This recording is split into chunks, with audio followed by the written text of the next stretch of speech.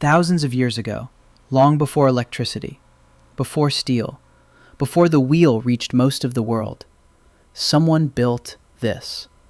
And to this day, no one, not a single engineer, archaeologist, or historian, can fully explain how. We like to believe we're the most advanced humans who've ever lived, but scattered across the planet are objects that don't fit our story, technology that shouldn't exist, built by people who, according to history, shouldn't have been able to make it. These are the ancient technologies we still can't explain. Before we get into it, if mysteries like these keep you up at night, hit subscribe. We dig into one every week. Now, let's begin. Number 7. The Baghdad Battery. We start with something that looks completely ordinary.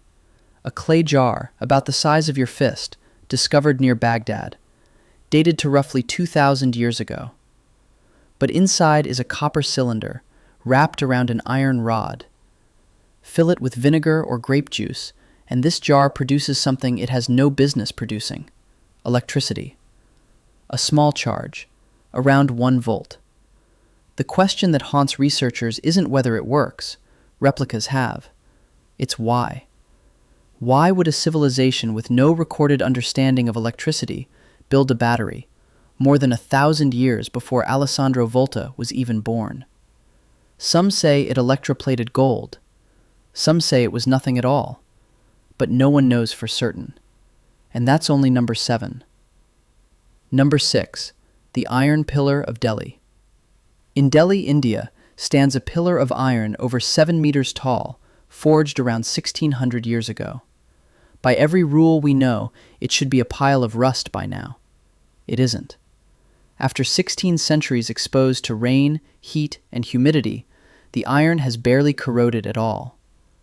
Modern metallurgists studied it and found a thin, protective layer that formed naturally over time, a process we didn't fully understand until the 20th century.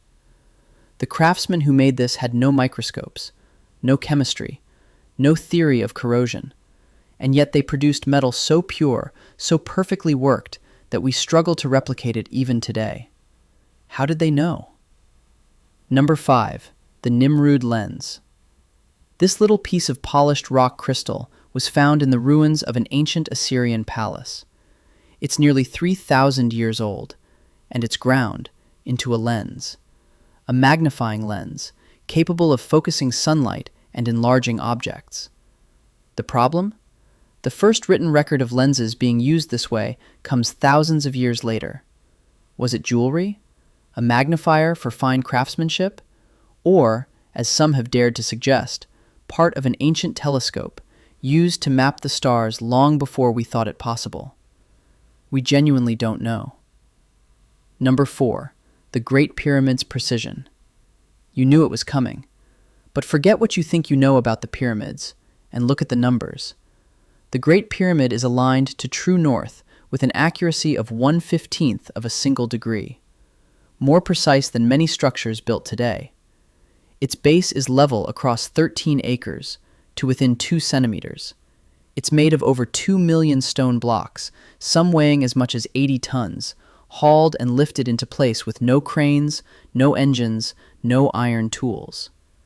We've sent people to the moon, and yet, if you asked a modern construction company to build this, by hand, to that precision, they couldn't tell you how the ancient Egyptians did it. 4,500 years later, the Great Pyramid isn't just a monument, it's a question we still can't answer. Number 3. Puma Punku. High in the mountains of Bolivia lies a field of stone that looks less like ruins and more like the floor of a machine shop. These are the stones of Puma Punku. And what unsettles people who see them up close is how perfect they are. Razor-sharp interior angles, surfaces flat enough to reflect light, identical blocks cut as if from the same template. This is andesite and granite, some of the hardest stone on Earth. To cut it like this, you'd expect diamond-tipped tools and precision machinery. The people who built Puma Punku had stone hammers, or so we believe. No mortar, No written language to leave us instructions. Just thousands of impossibly precise blocks, scattered like someone hit pause in the middle of building something we'll never see finished. Number 2. The Antikythera Mechanism. In 1901, divers exploring a shipwreck off the Greek island of Antikythera pulled up a corroded lump of bronze. For decades, no one understood what it was. Then they looked inside and found gears, dozens of them, interlocking, precisely cut, a machine of staggering complexity, built over 2,000 years ago. This is the Antikythera Mechanism, the world's first known analog computer. Turn the handle, and it predicts the positions of the sun and the moon. It tracks the planets. It forecasts eclipses years in advance. It even kept the schedule of the ancient Olympic Games. Here's what should give you chills. After this device sank, nothing this sophisticated would appear anywhere on Earth for over 1,000 years. A piece of technology so advanced it was effectively lost, and the knowledge to build it lost with it.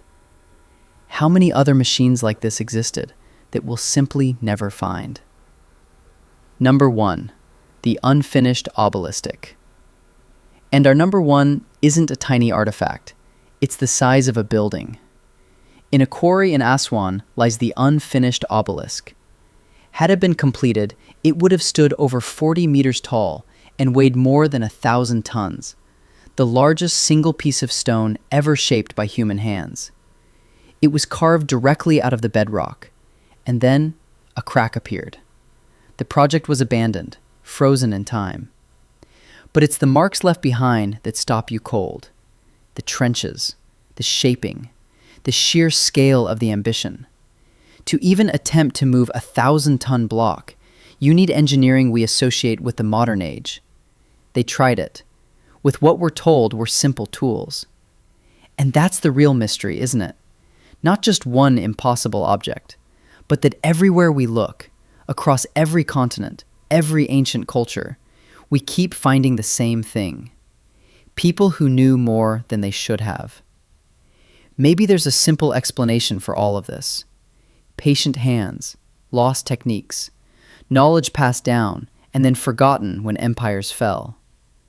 Or maybe our ancestors understood things about the world that we're only now beginning to rediscover. Whatever the truth is, these objects are still here, still waiting, still asking the one question we can't quite answer. How did they do it? If this left you with more questions than answers, good. Tell me in the comments which one you think we'll never explain. Like the video, subscribe, and I'll see you in the next one.